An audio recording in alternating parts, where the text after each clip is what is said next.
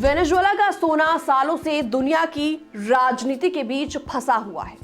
अब हालात यहां तक आ गए हैं कि राष्ट्रपति निकोलस मादुरो को ट्रंप प्रशासन ने न्यूयॉर्क की जेल तक पहुंचा दिया है। सत्ता में बड़े बदलाव की तैयारियां देखी जा रही हैं और इसी के साथ फिर चर्चा में आ गया है लंदन के बैंक ऑफ इंग्लैंड में रखा हुआ 31 टन सोना, जिसकी कीमत अरबों डॉलर में है। मादुरो सरकार ने इस सोने को वापस लाने के लिए लंबी कानूनी लड़ाई लड़ी।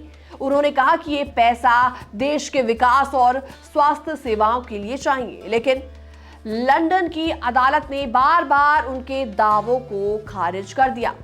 ब्रिटेन की सुप्रीम कोर्ट ने साफ कह दिया है कि ब्रिटिश सरकार मादुरो को वैध राष्ट्रपति नहीं मानती, बल्कि विपक्षी नेता जुआन गुआइडो को मान्यता देती है और इसीलिए खजाने की चाबी मादुरो के पास नहीं बल्कि विपक्ष के पास रहेगी।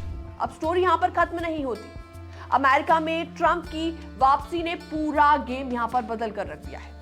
अमेरिका अब वेनेजुएला के सेंट्रल बैंक और उसके गोल्ड रिजर्व पर कड़ी नजर बनाए रख रहा है।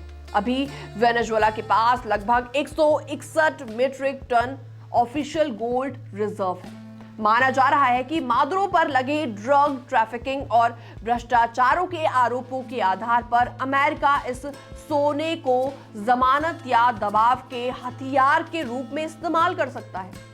इसका मतलब है वेनेजुएला की अर्थव्यवस्था पर अमेरिका का सीधा सीधा कंट्रोल। लेकिन इसी बीच सवाल यहाँ पर यह उठता है कि मामला इतना बड़ा आखिर क्यों है, क्योंकि ये सिर्फ 31 टन सोने की बात यहाँ पर नहीं है, बल्कि ये मामला साल 2018 के चुनावों के बाद शुरू हुई सत्ता की लड़ाई, ब्रिटेन के फैसले और अब अमेरिका की एंट्री से जुड़ा हुआ है। जब कोरोना के दौरान मादुरो ने सोना वापस मांगा तो बैंक ऑफ इंग्लैंड ने साफ साफ इनकार कर दिया और कोर्ट ने भी कहा सोने पर हक मादुरो का नहीं बल्कि विपक्ष का है।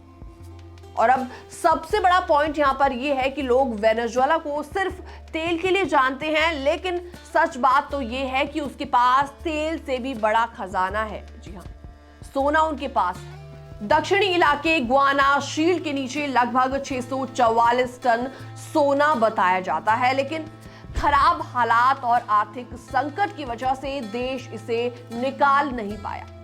अब कहा जा रहा है कि अमेरिका इन रिजर्व और पुराने गोल्ड स्टॉक को अपने ग्लोबल इकोनॉमिक सिस्टम का हिस्सा बना सकता है। ये सोना सिर्फ धातु नहीं बल्कि एक पावर है, इकोनॉमी है और पॉलिटिक्स का सबसे बड़ा कार्ड है। अब आने वाले दिनों में दुनिया की राजनीति में ये सोना बहुत बड़ा रोल प्ले करने वाला है। फिलहाल इस पूरी खबर में इतना ही। बाकी तमाम अपडेट्स के लिए आप बने रहिए हमारे साथ।